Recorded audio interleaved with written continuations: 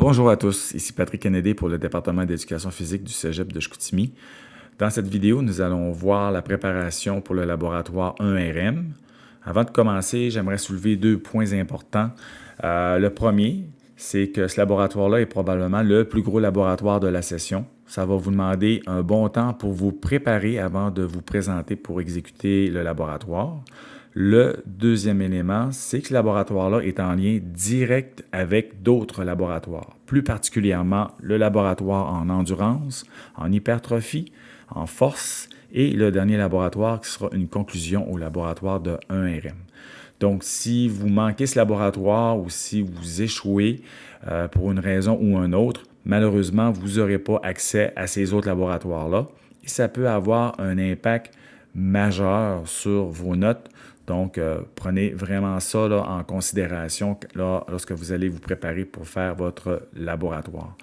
Un autre point que j'aimerais soulever, c'est que avant de vous présenter, vous devez avoir consulté cette vidéo-là ainsi que la vidéo sur l'exécution du 1RM. Vous devez avoir pris en note sur une feuille de papier ou sur votre téléphone directement votre plan de match, donc les appareils que vous allez travailler durant la session. Dans quelques instants, je vais quand même vous expliquer plus en détail ce que vous devez faire, mais quand vous allez vous présenter à la salle de musculation pour exécuter votre laboratoire, votre enseignant va vérifier si vous avez bien exécuté votre plan de match. Puis si ce n'est pas le cas, malheureusement, votre enseignant va vous retourner à la maison pour pouvoir aller compléter cette partie-là avant de pouvoir vous présenter pour exécuter le laboratoire. Donc, sans plus tarder, maintenant, on va passer à l'explication un peu plus en détail sur le laboratoire de 1RM. Pour le laboratoire, vous allez avoir besoin de certains documents, en particulier celui-là sur le 1RM. On va vous demander de compléter les sections habituelles et dans quelques instants, je vais vous parler un peu plus en détail là, sur comment remplir ce tableau-là. Vous allez aussi avoir besoin de votre cahier pédagogique à la page 36. On va vous demander de faire une belle lecture pour comprendre les objectifs du 1RM. On va vous demander d'écouter, bien entendu, aussi les deux vidéos qui sont juste ici. C'est obligatoire avant de vous présenter à votre laboratoire. Vous devez comprendre l'information au travers de ces deux vidéos-là avant de vous présenter. On va aussi avoir besoin des pages 57, 58, 59 et 60. Dans ces pages-là, on a une planche anatomique avec des groupes musculaires et des exercices de musculation qui vont vous permettre d'améliorer vos compétences musculaires. Encore une fois, ça aussi, on va y revenir dans quelques instants. Et pour terminer, vous allez avoir besoin de la page 35 pour vos futurs laboratoires au niveau de l'endurance musculaire, de l'hypertrophie et de la force maximale. Vous allez aussi avoir besoin d'écouter cette vidéo. Pour l'instant, ce n'est pas nécessaire, mais dans les futurs laboratoires, ce sera un élément à prendre en considération. Donc maintenant, on va aller voir un peu plus en détail comment compléter notre laboratoire. Ce qu'on va vous demander de faire, c'est de compléter les deux premières colonnes juste ici. La colonne numéro 1, c'est vraiment le nom de l'exercice et les muscles qui sont sollicités. Et la colonne numéro 2, ce sont le numéro des appareils ou si tout simplement c'est des poids libres.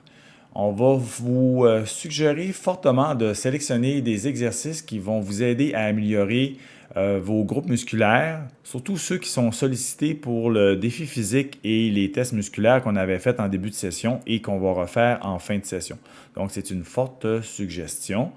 Si je vais voir maintenant au niveau de la planche anatomique juste ici, on va aussi vous demander d'essayer d'équilibrer le travail. Donc, de ne pas seulement faire des groupes musculaires au niveau inférieur, bas des jambes ou supérieur, c'est d'essayer de répartir un peu le travail partout, tant que frontal ou dorsal.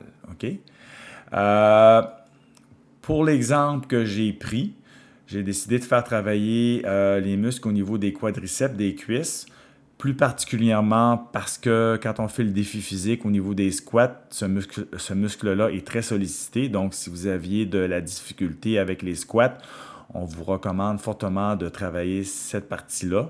J'ai sélectionné l'appareil numéro 29, qui est la poussée des jambes. On va retrouver les différents groupes musculaires juste ici. Donc, tout ce qu'il vous reste à faire, c'est d'aller retranscrire l'information, pas plus compliqué que ça, le numéro de l'appareil. Comme deuxième choix, j'avais le goût de travailler avec des poids libres au niveau du haut du corps. Je voulais travailler au niveau des biceps. J'ai décidé de sélectionner la flexion des avant-bras, donc mon groupe musculaire et les biceps. Et vous pouvez même cliquer ici pour avoir une vidéo pour comment exécuter le mouvement. Donc, vous allez encore une fois retranscrire les informations ici et vous indiquer poids libre étant donné que nous n'avons pas vraiment de numéro. Vous allez faire ça pour les 3 autres exercices. Une fois que c'est complété, vous allez vous présenter à la salle.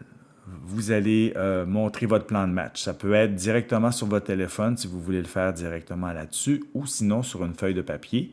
Votre enseignant va approuver votre plan et par la suite, vous allez aller exécuter votre 1RM et vous allez compléter le reste des informations juste ici.